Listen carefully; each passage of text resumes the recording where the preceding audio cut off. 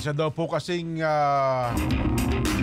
bangkay ng sanggol na nakasilid sa kahon, nakabalot daw po sa trash bag sa Antipolo City.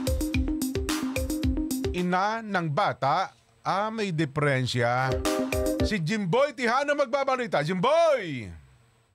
Isang 53 taong gulang na ginang ang dumulog sa Violence Against Women and Their Children o BAUSI ng Barangay San Jose, Antipolo, Rizal, na ayon sa mga otoridad, nawawala ang kanyang apo na iniluwal ng kanyang anak na mayroong mental health condition.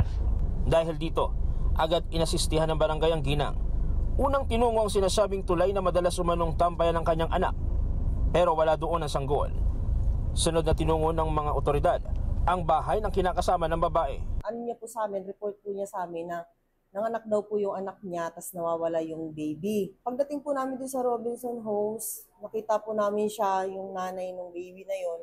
Nakahiga siya, tapos talaga pong bagong panganak kasi ang dami pa niyang mga dugo-dugo. Tinanong ko po siya kung nasaan po yung baby. Hindi niya po ako sinasagot. Tapos ang sabi ko po sa kanya, para po padidehin gano'n. Sabi niya, wag mo na akong sabi niya, wala, hindi ko alam. Bigo silang matagpuan ng sanggol. Makalipas ang isang linggo, muling bumalik ang ginang sa barangay para muling magpatulong na hanapin ang kanyang apo. Nang balikan ang kinakasama ng kanyang anak, naaktuhan ito na may bitbit na isang bagay. Dating po dun sa Robinson Homes, nakasalubong po nila yung lalaki na kinakasama ng anak niya. May dala-dala pong box. Tapos yung box po na yun po yung pagdating po dito sa PNP, binuklat po. Yun po yung fetus, yung nandoon, baby na nabubulok na.